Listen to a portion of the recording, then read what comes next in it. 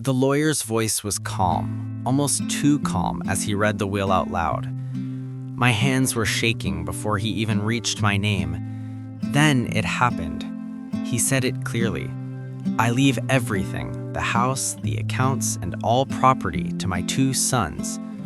Silence fell over the room. My name never came. I looked up slowly, confused, my heart hammering inside my chest. But my stepbrothers were already smiling, not surprised, not relieved, prepared, like men who had rehearsed this moment and were watching it play out exactly as planned. One of them leaned toward me and spoke just above a whisper. "We told you," he said. "You were never really part of this family." My chest tightened so hard I had to breathe slowly just to stay in my seat. I looked at the lawyer. He was staring at the papers on the table, not at me. Something was deeply wrong. This was not just a painful surprise. This was not grief or carelessness.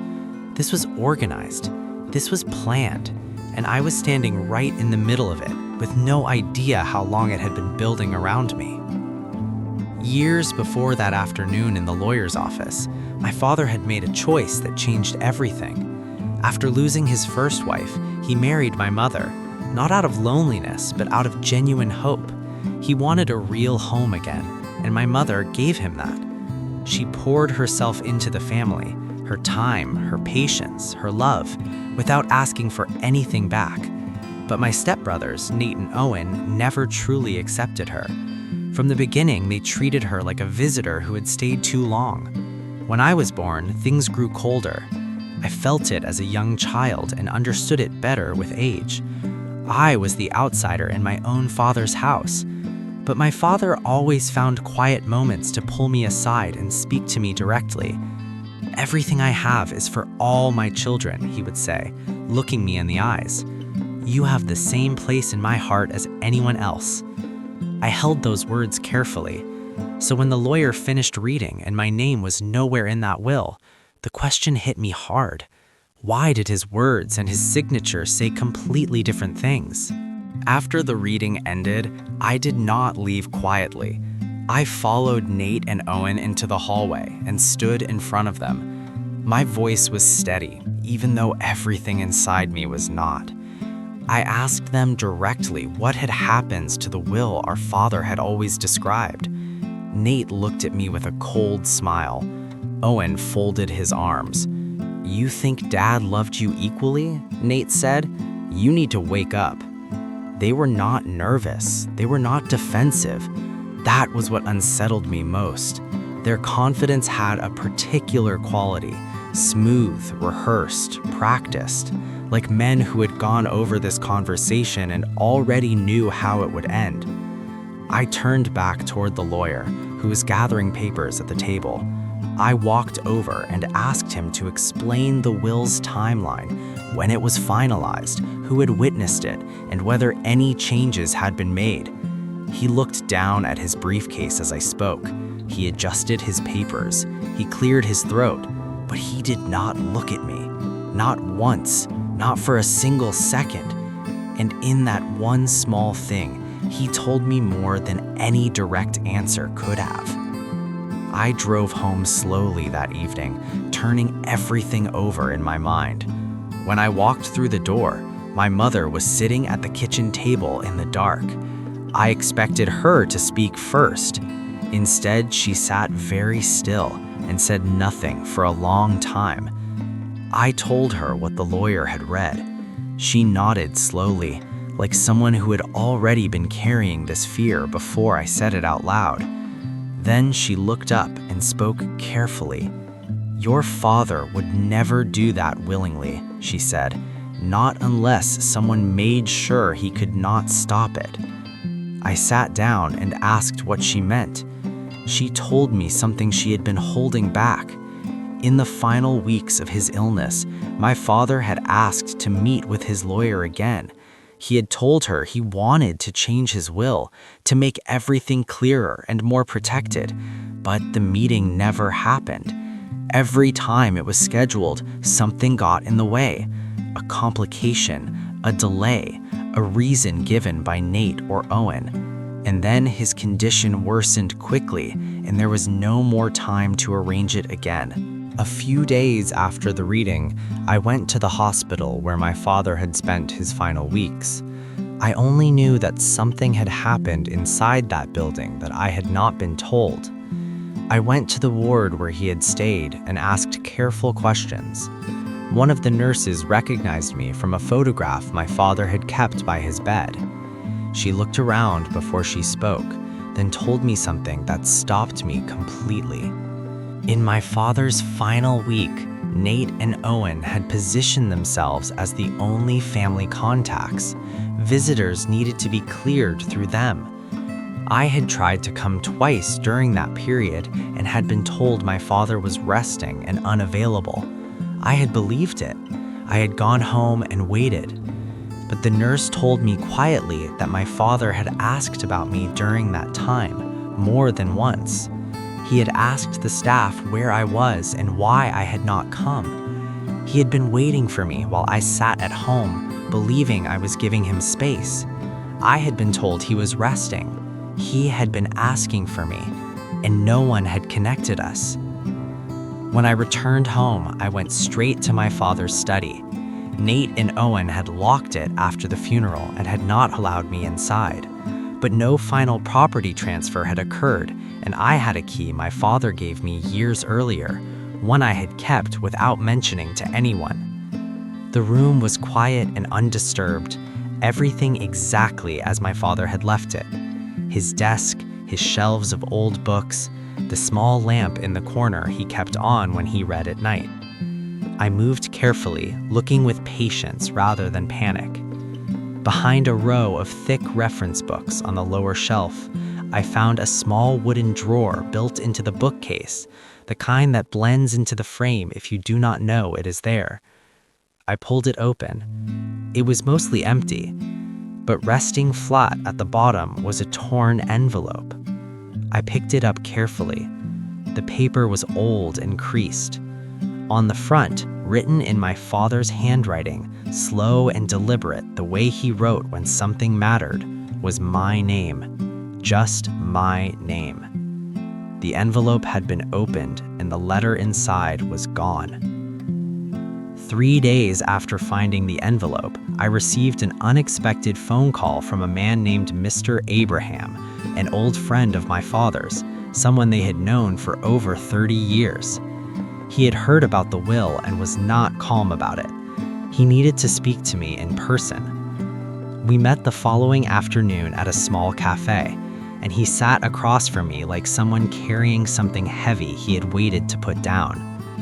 He told me my father had called him in the months before the illness became serious.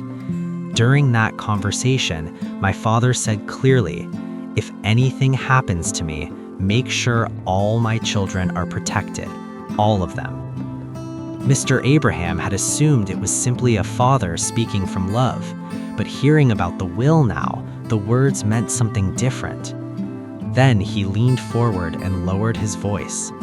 My father had mentioned more than once that he was preparing a second document, something more detailed and more protected than the current will, a version that was harder to alter. Mr. Abraham did not know what had become of it, but he was certain it had existed. Armed with everything I knew, I returned to the lawyer's office with a legal advisor named Mr. Bryan, a quiet and thorough man who missed nothing. The lawyer, Mr. Williams, greeted us with professional courtesy, but I could see the tension in how he held himself. I told him directly that the will did not reflect my father's final wishes. I mentioned the failed meeting, the nurse's account, the envelope, and Mr. Abraham. He was quiet for a long moment. Then he spoke. He confirmed there had been another draft, a revised version my father had begun. It was never completed, he said, because the process moved quickly after my father's condition worsened. Nate and Owen had urged him to finalize the existing document without delay, insisting their father's wishes were already clear.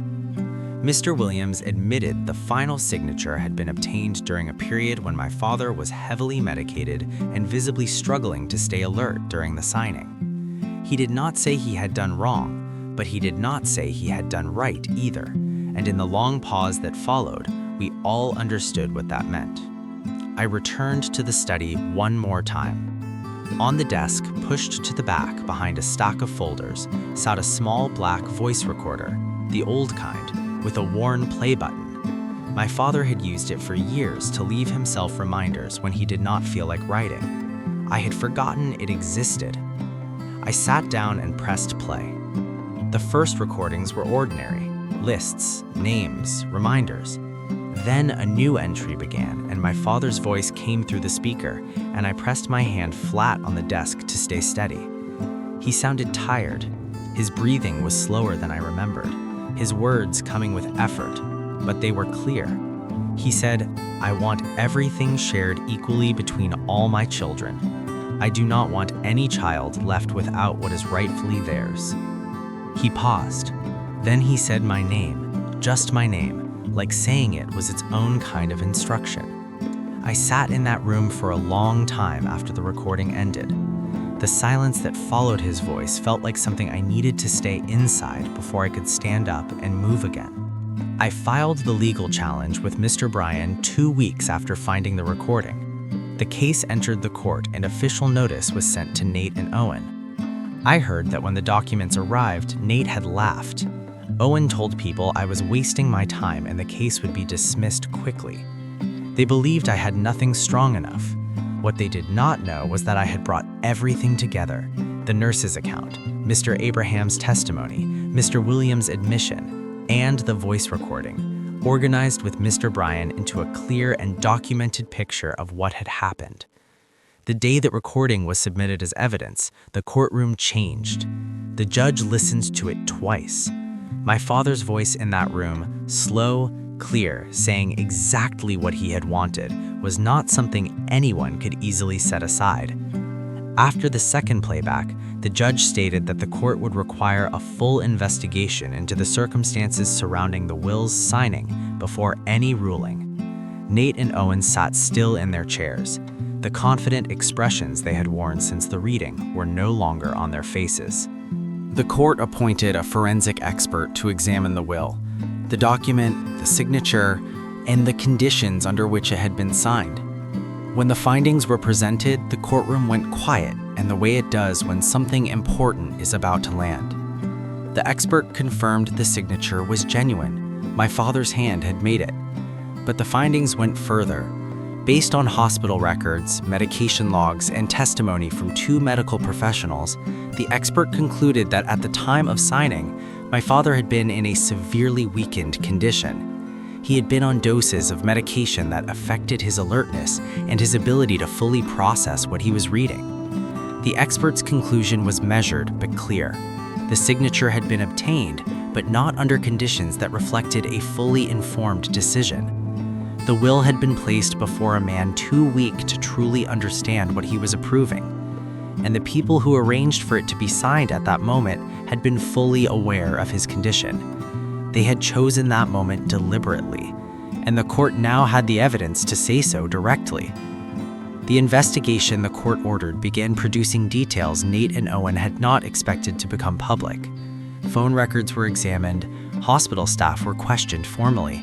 The events surrounding my father's final weeks were reconstructed carefully, day by day. Under that pressure, something broke. During one session, Owen was questioned about the timing of the will's signing. He gave an answer. Then he was questioned again with different framing and gave a different answer.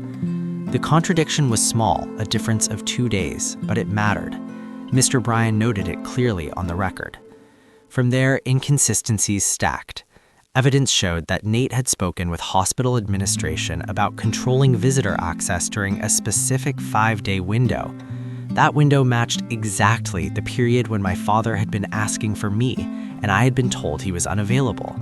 It also matched the period when the will was signed. The picture was not complicated. 2 men had deliberately isolated their father, controlled who could reach him, and arranged for a document to be signed while he was least able to question it. The court had seen it piece by piece. Now it saw it whole. The judge delivered the ruling on a Thursday morning. I sat beside Mr. Bryan and kept my hands flat on my knees to stop them from shaking. The judge addressed the evidence in sequence: the recording, the forensic findings, the contradictions, the documented isolation of my father in his final days. Then she said it plainly. The will was declared invalid. It did not reflect a freely made decision by my father and could not stand. The court would proceed based on the prior will and my father's documented intentions. I heard Owen make a short sound beside his lawyer. Nate sat perfectly still, staring at the table. But the ruling did not stop there. The judge referred the case to the relevant authority for a separate investigation into the conduct of Nate and Owen. The deliberate isolation of a vulnerable person in order to influence a legal document required its own full examination. They had walked into this process certain they had secured everything. They walked out of that courtroom having lost not only the inheritance, but the reputation they had used to take it. In the weeks following the ruling, the estate was reviewed and restructured according to my father's proven intentions. The process took time, but the outcome was clear. Everything would be distributed equally, just as he had always said. My mother sat beside me when the final documents were signed. She had not been inside a lawyer's office since the first reading, and I watched her face as the papers were placed on the table.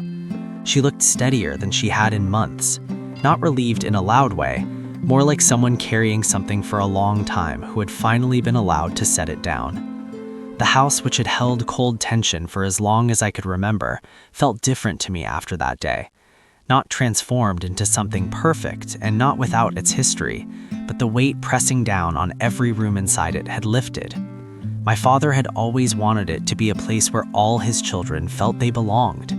It had taken a court order and a long fight to reach what he had always intended, but we had reached it, and that mattered more to me than the money ever could. Standing in my father's study, weeks after everything settled, I looked around at the room I had searched so carefully.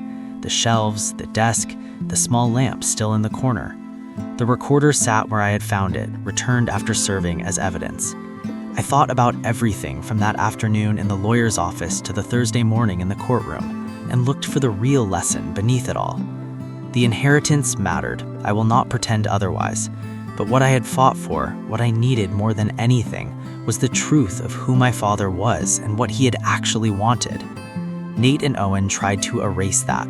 They tried to replace his real voice with a document signed when he was too weak to protect himself. They failed, not because I was powerful, but because my father had left enough of himself behind, in a recording, in the memory of friends, in the honesty of people who had seen the truth, that it could not be buried. Greed may hold the room for a moment, but truth outlasts it. It always does. What are your thoughts? Drop your comments, like and subscribe to this channel.